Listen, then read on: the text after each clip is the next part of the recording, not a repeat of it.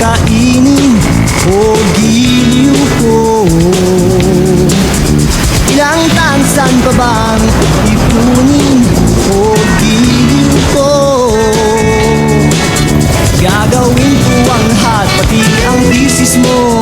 Huwag mo lang ipagkait ang hinahanap ko. Sagutin mo lang ako, aking sintay, walang humpay na ligaya.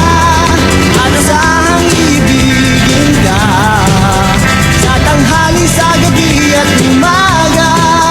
Huwag ka sanang magtanong at magduda, dahil ang puso ko'y walang pangamba, na tayo ay mabubuhay ng tahimik at buong ligaya.